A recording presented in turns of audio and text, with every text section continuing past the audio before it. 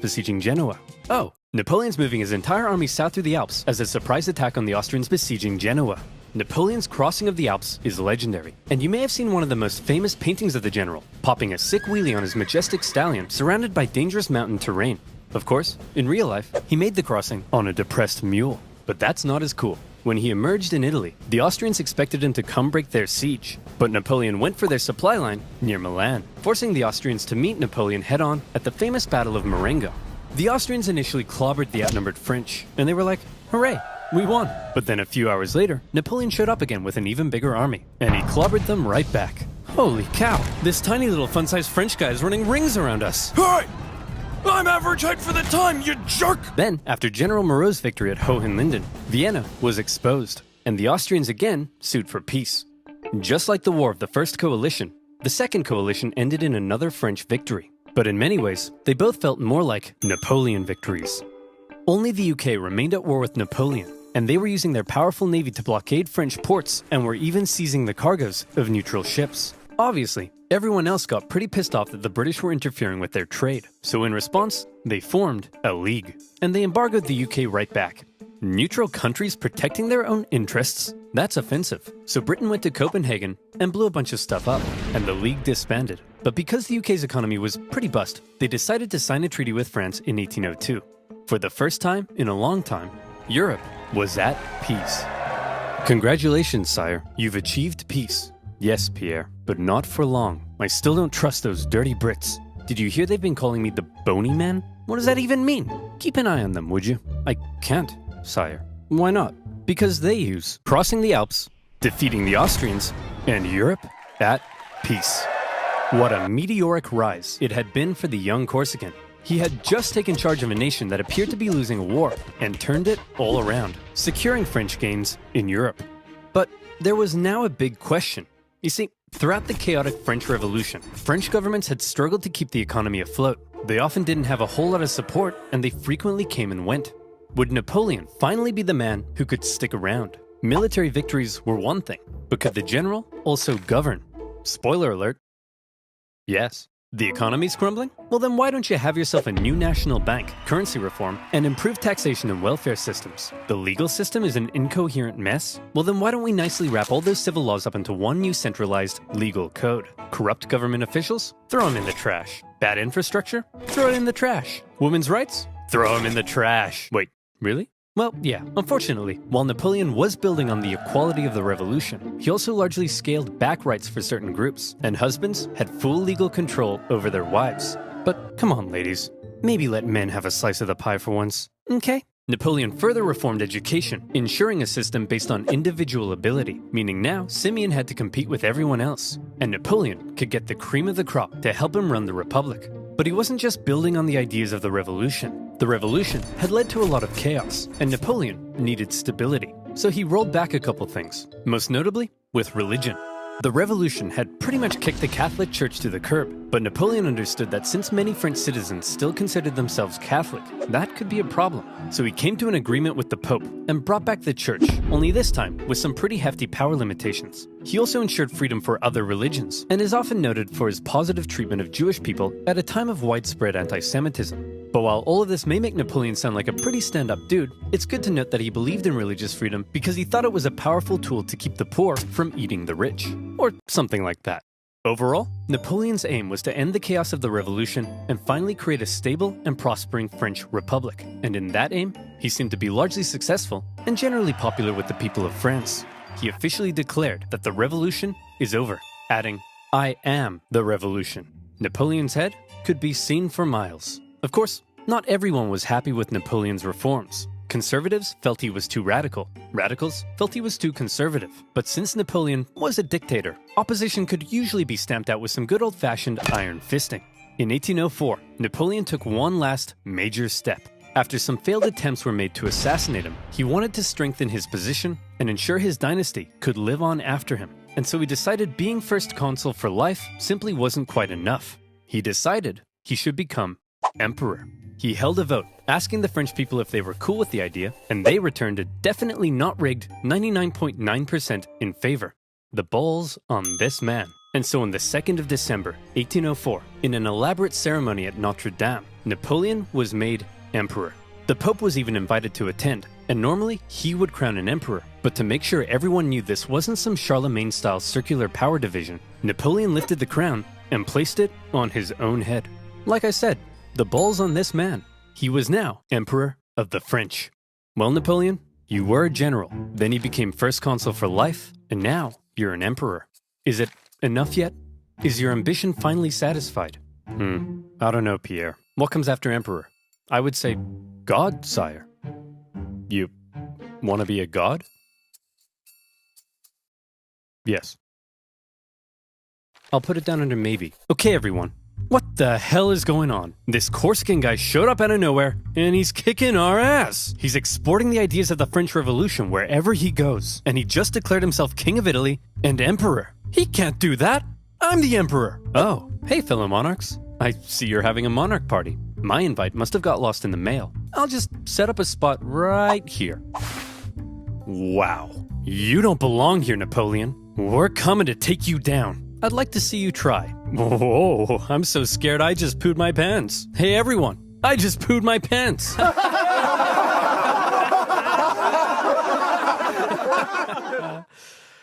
No, but I did just poo my pants. Before Napoleon had even declared himself emperor, the British had already redeclared war on France because both sides had been violating their previous treaty. Napoleon immediately occupied Hanover and then began making plans for a great British invasion, partially paid for by selling a huge chunk of land to the United States. Napoleon gathered his army along the English Channel, but here was the problem. While Napoleon's powerful army would almost certainly obliterate the British on land, there was very little chance he'd actually make it across the Channel, because Britannia ruled the waves. This power dynamic would keep the two traditional enemies from engaging in much real direct combat throughout the Napoleonic Wars. However, the British had something else up their sleeve: copious amounts of money. They were willing to throw cash at anyone who would go to war against Napoleon, and there were plenty of takers. Austria, Russia, Naples, and Sweden, hoping to put Napoleon's France back in its place, formed a third coalition against France. The coalition forces probably thought that this time they stood a chance. They weren't prepared for the total humiliation they were about to suffer. The War of the Third Coalition was Napoleon at his best. We've already learned two ways in which Napoleon was a great military commander, but here comes one of the biggest reasons: speed. He had reorganized his army into corps, which were themselves basically small armies. Each had their own infantry, cavalry, and artillery, and as a result, was able to act more independently. They spread out through the countryside, and by living off the land, rather than relying on heavy supply trains, they were able to move extremely quickly. Napoleon would traverse massive distances, outmaneuver his enemies, isolate them, and then move in for the kill, before they even knew what was going on. Lightning warfare leading to total destruction. Would you like to see him do it? Here we go. Part of the coalition's plan was for the Russians to meet up with the Austrians and take on Napoleon together. Combined, they could turn the tide against him, so Napoleon needed to stop them from ever meeting. But he's all the way over in Boulogne. No problem. In a matter of weeks, Napoleon marched 200,000 men, in secret, encircling Austrian General Mack and capturing his entire army. A devastating blow. Napoleon later remarked, "I have destroyed the Austrian army by simply marching." Next, he turned to face the approaching Russians. Okay, it looks like the French are coming for us, but check this out. I've got an amazing idea. When they approach, we run away. Sir, you're a genius. The Russians began to retreat with Napoleon giving chase, and since his tactics relied on quick victories, this could be a problem, especially because the longer the war went on, the more likely it looked other countries may join the coalition against him. But Napoleon knew the Russian Tsar, Alexander I, was young and seeking glory, so he came up with an idea to lure him in. He sent him a message. What does it say? It says, "Hello, I'm just a little baby boy, and I'm very scared." Are you talking like that, or is he? He is, sir. Why is he doing that? I don't know, but it's very cute, helpless, and vulnerable. A little baby boy, eh? Very scared, eh? Cute, eh? Boris, get my crossbow. We're going hunting. The Allied forces turned to face Napoleon, who they now believed was in a vulnerable position.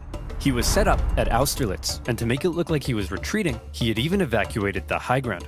A thick fog set in, obscuring Napoleon's center as the Allies took the bait and set up on the heights. From there, they spotted Napoleon's very weak-looking right flank, and they descended the heights to go get it. Little did they know, it was exactly what Napoleon was hoping they'd do. The next thing they knew, a large French force was emerging from the fog, launching a huge central assault up the hill. They swung around, crushing the Allies, and as men attempted to flee across the frozen lakes, Napoleon ordered his artillery to fire on the ice, causing an unknown number to drown. But he told me he was just a little baby boy. What happened? He tricked you, sir.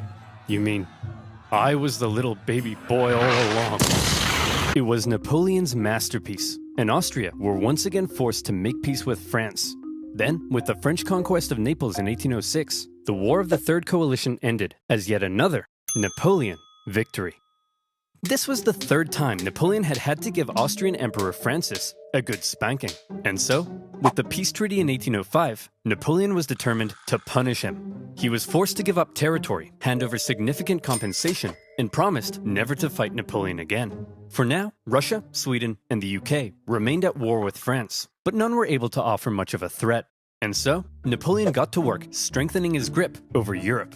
He gave out rule of captured territories to his family and friends, and most notably, he established a new confederation in Germany, with himself as its protector. Seeing his influence in Germany being wiped away, Emperor Francis acknowledged reality and officially dissolved the Holy Roman Empire, an entity that had existed for over 1,000 years. But it wasn't all good news for Napoleon. For one thing, Spain had earlier allied with France in 1804 because the British just couldn't help themselves from blowing up Spanish ships, and Napoleon hoped a combined French-Spanish fleet would eventually be able to invade England. Unfortunately, he received word that British Admiral Nelson had engaged his fleet at Trafalgar. Normally, naval battles looked like this, but in this case, Nelson did this. Was it because he was an idiot? No, it's because he was a genius. He successfully punched through the Franco-Spanish line and unleashed hell. His victory ensured British control of the sea, and his death during the battle made him a legend. Napoleon's hopes for a future British invasion were gone. But not just that. Napoleon was also hoping to secure peace on the continent, but that wasn't looking likely because the Prussian king was under pressure from his wife. Frederick, he's established a confederation in our turf, and he told us he'd give us Hanover, but then offered it to the British. You have to declare war on him. What is it with you and war? What is it with you and being a cupcake? Go to war! Okay. In October 1806, Prussia, with its famed military tradition, joined the coalition and declared war, beginning the War of the Fourth Coalition. Unfortunately, Prussian King Frederick William III wasn't the smartest tool in the shed. Look at him over there, being all French. Makes me sick. Boys, we'll get him this time. But here's the thing. This time, we have to stick together. Do not under any circumstances face Napoleon by yourself. You all saw what happened to Austria. Hey, where'd Fred go?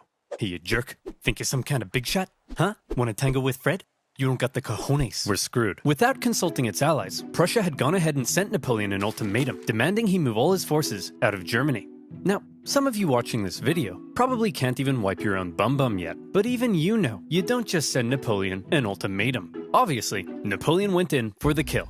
Prussia's army was quite outdated, so when they met Napoleon at the twin battles of Jena and Auerstedt, it wasn't even close. Even Marshal Davout's heavily outnumbered corps at Auerstedt sent the Prussians running, and Napoleon carried out a ruthless pursuit of his fleeing enemy, taking Berlin and within a single month decimating the Prussian forces. Frederick William and the remnants of his army moved to the east. At this point, Napoleon's forces were pretty tired. Winter had come, and conditions were miserable. He anticipated both sides would settle into winter quarters, but Russia decided to try their hand at an unexpected winter attack. A series of brutal battles followed that took a heavy toll on both sides, including the vicious Battle of Eylau, fought in blizzard conditions. Men froze to death, and many deserted. The Russian artillery tore the French to shreds, and Napoleon himself was momentarily under risk of being captured. In the end, the French army was saved thanks to a legendary cavalry charge by Napoleon's flamboyant cavalry commander, Murat. After the horror inflicted on both sides, they decided it might be a good idea not to do any more fighting until after winter. Then, after winter came, and the fighting continued. The Russians were pushed back to Friedland, where Russian General Bennigsen made a bit of a blunder by positioning himself with the Aller River to his back. The French artillery were able to pin the Russians between the river and their concentrated gunfire, a major element in Napoleon's fighting style, and many Russians drowned as they tried to escape. War of the Fourth Coalition. Victory, Napoleon.